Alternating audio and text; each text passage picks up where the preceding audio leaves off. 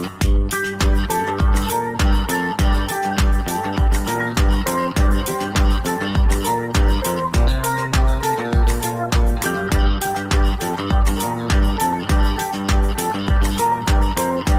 happy to talk about maps today.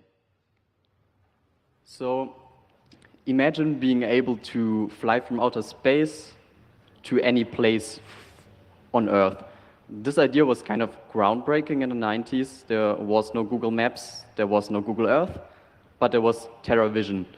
So TerraVision was basically the first kind of maps navigation system, which was fully digital. And so at least for myself, when I first used Google Earth when I was a child, it was quite cool. I think they even had some flight simulation in it. And yeah, it's pretty normal today. But it all started with TerraVision, which actually was developed in Germany at the start of the 90s. And it was the first virtual representation of the world. It was already networked. It allowed you to browse the world. All the satellite images of the world. And here on the right, you can see one. So you maybe know this person. He's also related to the CCC. And yeah, this all started in Germany. Sadly, the actual source code is not really available anymore, or I'm actually not sure. I wasn't able to find it. So if you know TerraVision and you know how to run this, I would be happy to know about. So short disclaimer about myself, I'm not really an expert in all of this. I just had a lot of free time. So I'm basically a software engineer, but I'm not really a geoinformatics guy or graphics programming or even a Rust guy. I kind of just started to learn all of this with this project. So in the beginning, I want to talk about what actually a vector map is, and later I want to present MapLibre.rs, which is this renderer I've been working on. So this is a vector map of Paris, and the cool thing about vector maps is that you have like a very smooth zooming experience. You know this from Google Maps. It's very normal to have these maps today. And the thing about them is it's all rendered on a client. So you can actually style it on a client. So this is kind of it's the same data, but just styled differently on the client. So you don't have to prepare different data. You just style it differently. And you maybe also notice from car navigation, where you dynamically switch from light mode to dark mode. On the other side, there are raster tiles, and they have different benefits, but they feel sometimes a little bit clunky.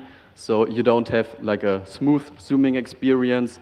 You have very harsh levels, but they also have advantages. So on the one hand, vector tiles are very small. They're very space efficient.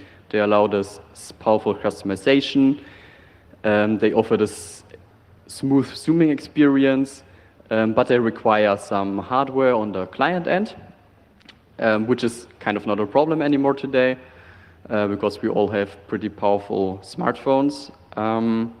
Raster tiles, yeah, you need them for satellite imagery. You cannot have like a very smooth experience with satellite images, as you would need infinitely many. They're very cheap on the client side. It's just images, but each tile is a little bit bigger.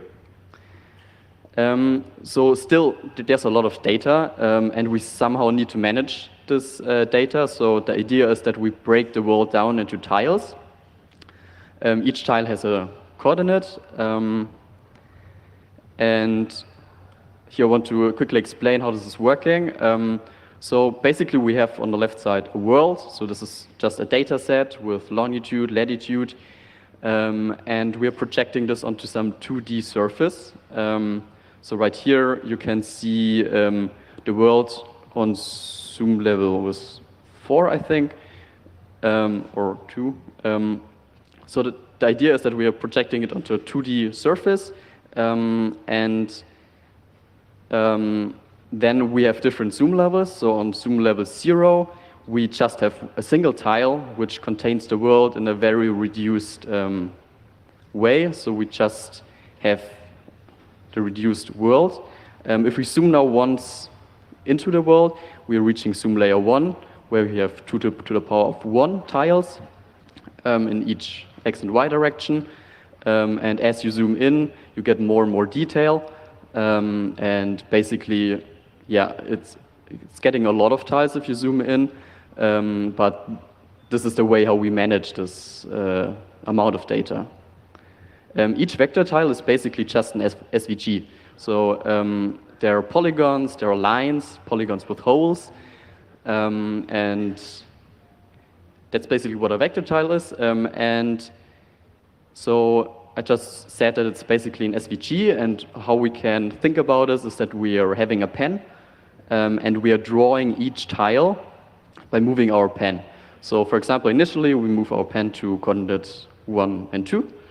And then we're starting to draw relatively to the previous location, so that way we kind of can just draw a polygon.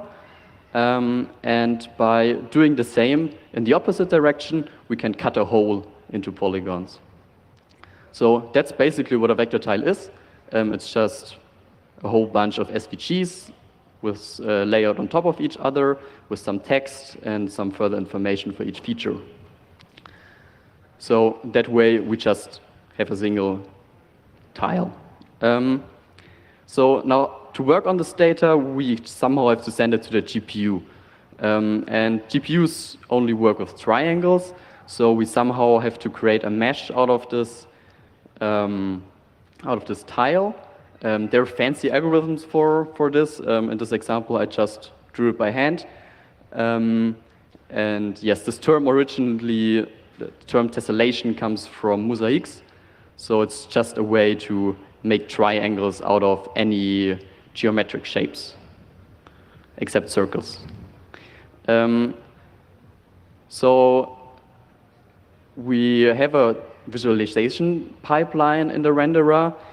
We usually start off with some big data sets, for example, the OpenStreetMap data set, which is basically one file, and it's about 60 gigabytes if it's compressed. And in this preparation pipeline, which is not happening on a client but on a server, is we're producing very small tiles from this big data set. So that way we are creating a lot of files, so many files that they're actually no longer fitting on an ordinary file system. So suddenly you're reaching billions of files, which are all very small, such that it's easier to navigate them on a client. So what we're doing is we are creating then these meshes out of the tiles. We are maybe extracting some information. We are building indices where something is on the map. And we also extract, for example, text and metadata. And all of this data can then be uploaded to the GPU. And the thing now with this vector tile rendering is we have a map style, and this basically defines how we want to present this data. And so we basically have two inputs for a map on a high level. The cool thing about this concept is that we can combine multiple data sets. So for example, if we have a data set about taxi stations and the OpenStreetMap data set, we can just layer them on top of each other, defined by some style. So that's just a rough idea how rendering works. It's more or less the same probably on Google Maps. It's how all of the vector tile rendering libraries work nowadays. Now I want to present this project I've been working on. It's called MapLibre.rs, and it's a portable map renderer which tries to be performant. So there are a few problems right now with map rendering. One of them is most map rendering libraries require multiple code bases in order to reach all the platforms. So usually there's one in TypeScript or JavaScript, and then there's one in C, C++. And this might be not a problem for a huge corporation, but it's difficult to scale this in an open source project. and this is also one problem with which the MapLibre organization currently is fighting with. Also, licensing is sometimes quite a problem with map renderers. Some of them have been made proprietary. Previously, they were open source. MapLibre RS is just licensed under MIT. And that's maybe my opinion. In my opinion, the map rendering state of the art has not changed a lot in the recent years. There has been a lot of changes in around 2013, but in the previous years, there hasn't been a lot of changes. All of this is made possible by a new web standard, which is called WebGPU. You maybe know WebGL, and this will be the successor, which will hopefully be stabilized or released in the next 5 years. And WebGPU is a cross-platform 3D graphics API. It's quite modern compared to WebGL, and it targets browsers, but it also works quite nicely on, for example, Android or iOS. So this WebGPU specification needs to be implemented somewhere. One implementation of it is called WGPU, which you can see at the center, which is a Rust library, and it's possible to compile libraries which use this WGPU or projects which use WGPU to WebAssembly. That way, we actually can reach quite a lot of different graphics APIs. For example, there is OpenGL, which is essential for Linux and Android, for example. It also runs on iOS. There's Vulkan, which is especially known in Linux as well. There's WebGL, which is required in order to run in browsers. There's DirectX, which is very important for Windows support. And there's also Metal, which is essential to run on iOS and macOS. And there's a newcomer, which is WebGPU. So the architecture of the renderer is basically that we have the application at the top, which uses WGPU. And depending on the target we're trying to reach, so whether we want to reach a native application which runs on your desktop, or we want to reach a web app or a non-web application, which is, for example, Dino. It's a runtime for JavaScript, comparable to Node.js.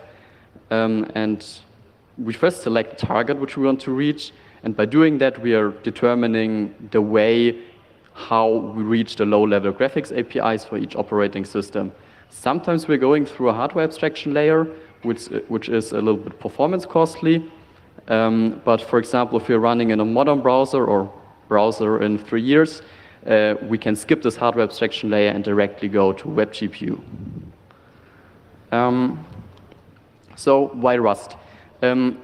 It's not only because it's a great language, it's also because it's a systems programming language, and programming graphics basically requires a systems programming language. It's just much more convenient to program in a systems programming language.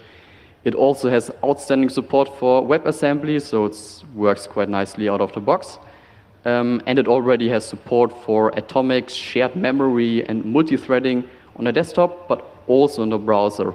So this is maybe something which would be quite difficult to achieve with C++. With Rust, it's just very easy. Also, this major WebGPU implementation, WGPU, is written in Rust, which brings us to our next question, why WebGPU? So as I already said, it's quite modern. It also allows to easily target the Metal API, which is something which is special.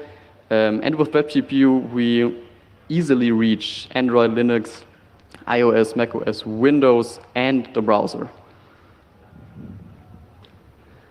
Why is this a game changer?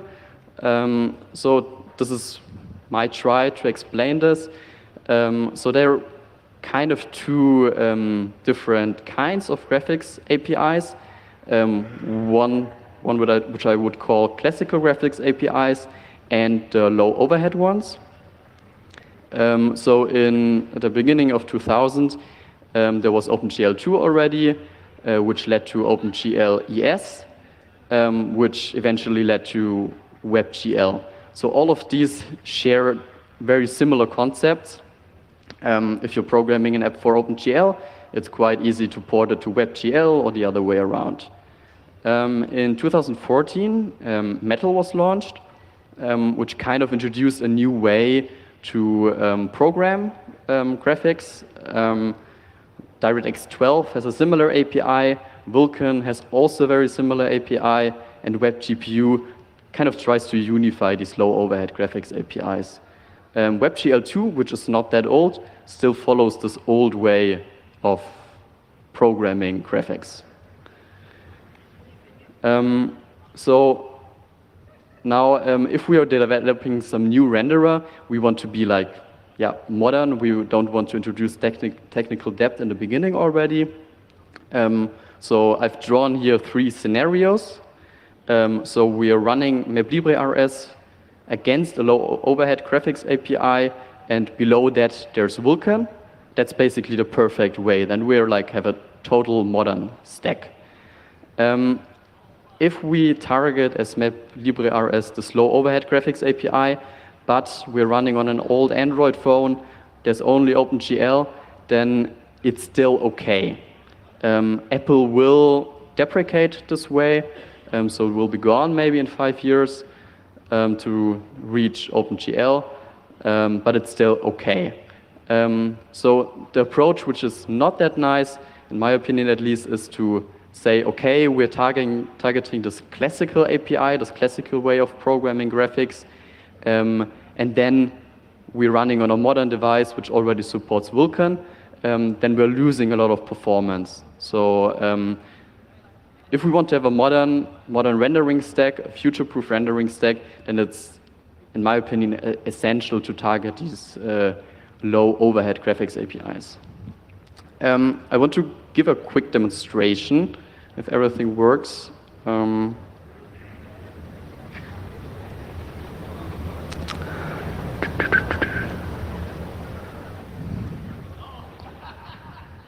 So this is it running on macOS.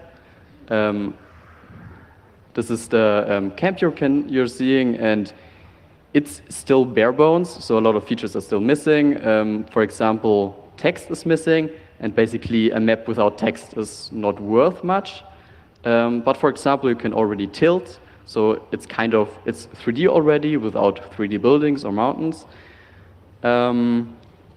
Yes, but it works quite nicely, and it runs on all platforms. It runs smoothly at 60 FPS, also in the browser, with a single code base. Let's jump back. So while developing this, I also made a lot of mistakes. For example, usually Britain or Ireland is not in the middle of the Atlantic. But yeah, it's kind of funny to fix all of these problems, and it's very rewarding. So you might ask, why not just use Google Maps or Azure Maps or Mapbox? You can use this, but you're getting quite locked into a vendor. These libraries are, they're proprietary. The licensing is sometimes quite difficult. It's usually provided as software as a service, so it's quite kind of difficult to use your own data. And of course, there are also privacy risks associated with it. So if you're using some American service or US service, then you also have to look into privacy laws.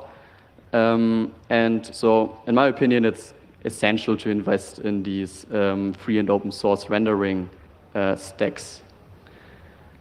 So a quick recommendation for a series. I already talked about TerraVision in the beginning. The $1 Billion Code is a series on Netflix, which so there was a patent dispute between Google and TerraVision, and the series just explains what happens in a very emotional way, but it's definitely worth watching. So if you also love maps, feel free to check out the project. There's a lot to do. It's a project without end. We have a Matrix channel. There's also Slack, where the MapLibre community hangs out more.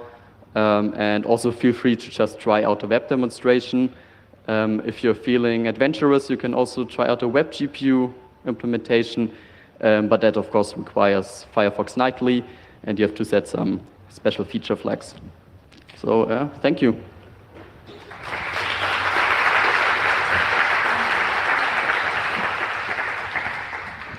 Yeah, thank you so much for your talk. Now, if we have any questions, please line up with these microphones in the middle. I don't know if there are any signal messages for us to start with. If not, no, okay. Do you have a question? Thank you. Well, first of all, thanks for your talk, very insightful.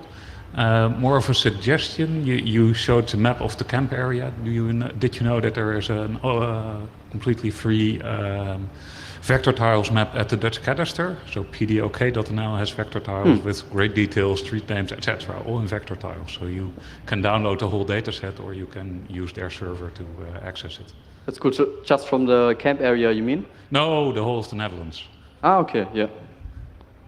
Yeah, it's maybe also not that detailed because a lot of features are still missing. So yeah. You're using OpenStreetMap? Yeah, that's OpenStreetMap data source, but they have something more detailed? More detailed, yeah. Ah, cool. And still Okay. completely open. Very cool. Thank you very much for sharing the detail. Any other questions from the group here?